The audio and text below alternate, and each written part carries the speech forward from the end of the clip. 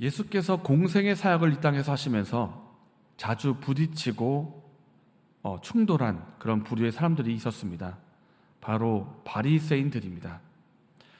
이전에 보았던 9장 말씀에 예수님이 중풍병자를 고치실 그때에도, 그리고 세리마타의 집에 들어가서 음식을 잡수실 때에도 바리새인들은 예수님과 부딪힘이 있었고, 신앙의 다양한 주제에 있어서도 예수님과의 부딪힘이 있었습니다.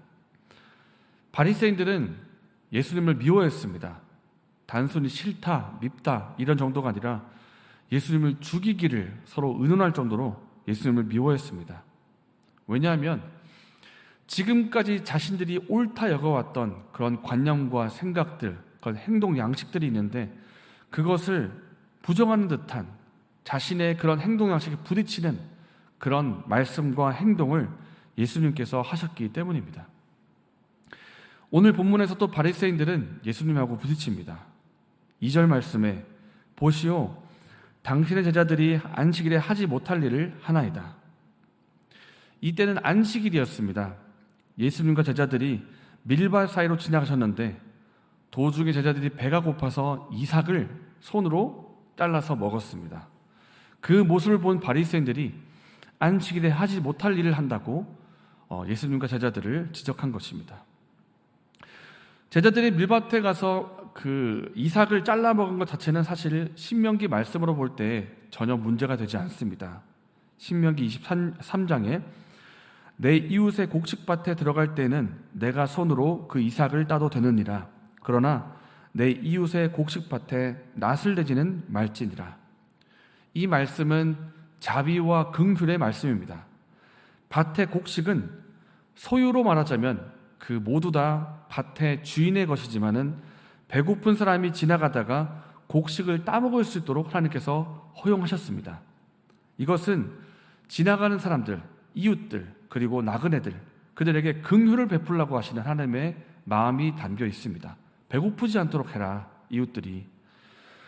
그래서 형제와 나그네에게 긍휼을 베풀기 원하시는 아버지 하나님의 마음이 담겨 있는 말씀인데, 이 말씀으로 볼 때 제자들이 밀밭 사이로 지나가다가 손으로 그 이삭을 따서 먹은 것은 문제가 되지 않습니다.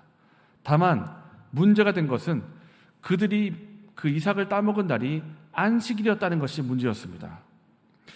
왜 일을 하지 말고 쉬어야 할 안식일에 왜 이삭을 따먹는 일을 하느냐라고 바리새인들이 지적을 한 것입니다. 사실 성경 말씀에 안식일에 이삭을 따먹지 말라라고 금지하는 규정은 없습니다. 다만 안식일을 기억하여 거룩하게 지키라라는 말씀은 있습니다. 곡식을 따지 말라는 말은 없습니다. 그런데 바리새인들은 이 안식일을 잘 지키려면 어떻게 해야 할까라고 고민하면서 이 안식일 말씀에 자신들 스스로 39가지의 규정을 더 추가를 시켰습니다. 그래서 이것을 만들어서 지키고 다른 사람도 지키도록 하고 있는 것입니다. 그들이 만든 안식일 규정은 총 39가지인데 규정의 많은 부분들이 곡식을 파종하고 추수하는 그런 규정들입니다. 제가 한번 읽어보겠습니다. 주로 금지하는 것들입니다. 씨 뿌리기, 밭 갈기, 추수하기, 거두기, 타작하기, 까부르기, 고르기 등이 있습니다. 이것들을 다 금지합니다. 하지 말라. 이 추수하기를 금지하는 데에는 어떤 내용도 있냐면 잎사귀 하나도 자르면 안 되고 심지어 과일의 냄새를 맡는 것도 안 된다고 합니다. 다만 길을 가다가 자라고 있는 꽃잎의 냄새는 맡아도 된다라고 허용을 하고 있습니다. 그 외에도 실의 매듭을 묶으면 안 된다, 실의 매듭을 또 풀면 안 된다, 이런 규정도 있는데, 이러한 안식일, 이 바리새인들의 규정에 따르면 우리는 아마 규정 여기저기에 걸려서 주일에 아마 집 밖에도 나가지 못할 것입니다. 왜냐하면 운동화 신발끈도 묶거나 풀면 안 되기 때문입니다. 토요일에 미리 묶든지 아니면 묶지 말고 그냥 신든지 그렇게 해야 됩니다.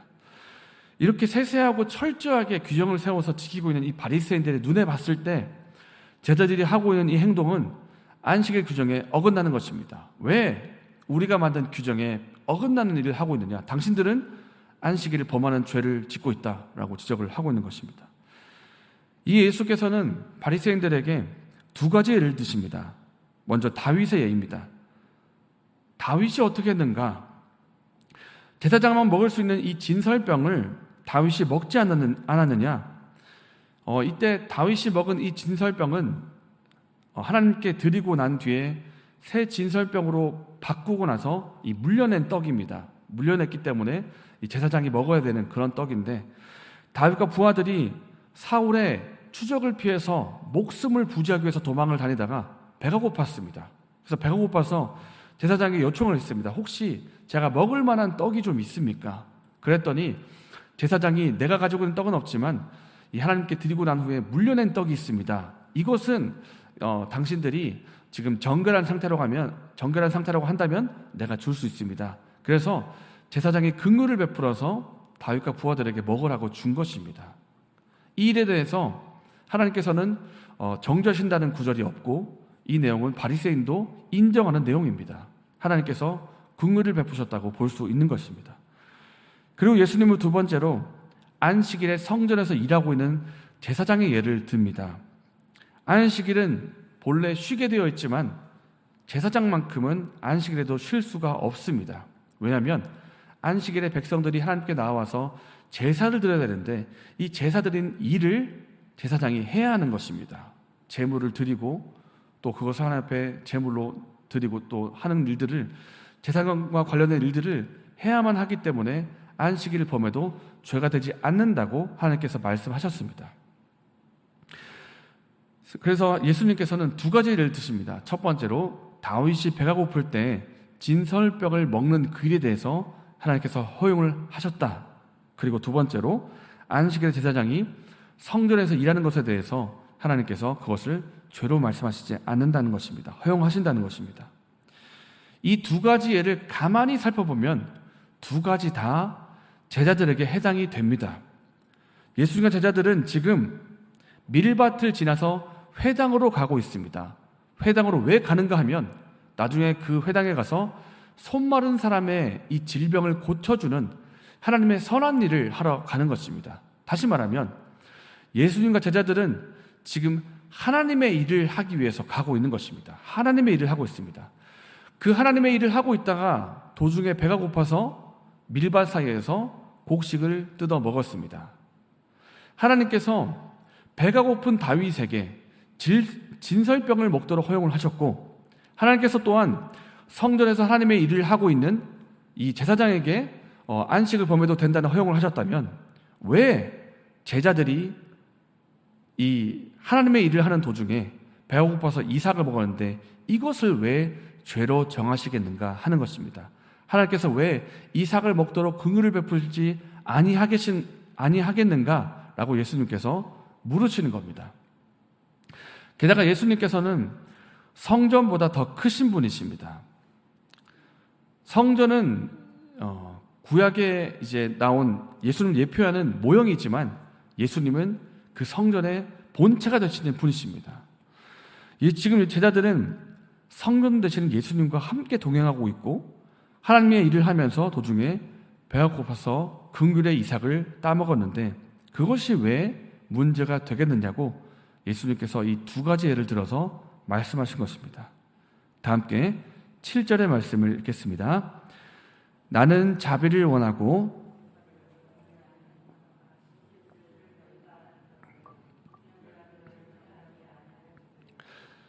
바리새인들에게 있었던 문제는 규정과 행동 법규는 중시하지만 그 규정에 담긴 하나님의 자비를 몰랐다는 것에 있습니다. 왜 안식일이 있는지, 왜 하나님께서 이삭을 따먹도록 허용을 하셨는지 이 하나님의 마음과 하나님의 자비를 모른 채 그저 행동 양식에만 집중하고 있었다는 것이 문제입니다. 이후에 예수님께서 바리새인들을 향해서 이렇게 지적하십니다. 너희가 박하와 운양과 모든 채소의 11조는 드리되 공의와 하나님께 대한 사랑은 버리는도다. 바리새인은 안식일의 규정을 39가지라 만들 정도로 철저하게 안식일을 지키고자 했고 또 자신이 가지고 있는 소유의 11조를 드리되 모든 채소, 가지고 있는 모든 식물, 채소의 11조를 구별해서 드릴 만큼 철저하게 규정과 행위를 중요시했지만 정작 이 하나님의 말씀에 담긴 하나님의 마음, 하나님의 자비, 긍휼, 이것은 모른 채로 그저 행동에만 집중했다는 것이 바리새인들의 문제였습니다. 이 바리새인들의 모습, 하나님 아버지의 마음을 모른 채 행동에만 집중하는 이 모습이 혹 우리의 모습은 아닌지 돌아볼 필요가 있습니다. 하나님을 잘 섬기기 위해서 나름대로의 규칙과 자기의 기준을 세우는 것은 좋은 일이 될 수 있습니다. 나는 매일 최소한 일주일에 한 5번 정도는 새벽기도 가겠다. 좋은 것 아닙니까? 그런데 그 규칙과 기준을 세운 그 동기, 그 핵심을 잃어버리고 행동 양심만 가지고 다른 사람을 혹 정죄하고 비판하고 있다면 그것은 하나님께서 원하시는 바가 아닙니다. 하나님 앞에서 내가 바로 서 있고 싶다, 내가 하나님을 잘 섬기고 싶다, 이런 마음에 스스로 규칙을 세워서 지키는 것은 아름다운 일이 될 수 있겠지만 그 규칙을 가지고 다른 사람을 정죄하고 비판하고 있다면 혹 내가 하나님의 마음을 놓치고 있지는 않은지 돌아봐야 합니다. 우리가 주일을 어떻게 보내야 하겠습니까? 예수님께서 안식일에 대해서 말씀하셨는데 주일을 어떻게 보내야겠습니까? 우리는 주일을 그리스도 안에서 안식을 누리는 날로 지켜야 합니다. 내가 예수님을 가까이 하고 예수님 안에서 안식을 누리고 있는가? 내가 지금 주일에 이 일을 하는 것은 나를 그리고 내 주위의 다른 사람을 예수님 안에서 안식을 누리게 하는 것을 돕고 있는 것인가? 라고 질문을 해본다면 내가 주일에 어떻게 해야 할지 많은 것들이 정리가 될 것입니다. 그래서 우리가 그리스도 안에서 참된 안식을 누리는 저와 여러분 되시기를 바랍니다. 이 시간 말씀을 생각하면서 기도하기를 원합니다. 자비와 긍휼을 베풀기 원하시는 하나님 아버지의 마음을 우리가 알게 하여 주시옵소서. 그리고 내가 세운 기준으로 쉽게 다른 사람을 정죄하거나 판단하지 않게 하여 주시옵소서. 예수 그리스도 안에서 참된 안식과 쉼을 누리는 우리가 되게 하여 주시옵소서. 이런 제목으로 기도하면 좋겠습니다. 그리고 오늘에 있을 재직회 세미나를 위해서 기도해 주시고 또 청년부 MT를 위해서 기도해 주시고 자유롭게 기도하시고 돌아가시면 되겠습니다. 기도하시겠습니다.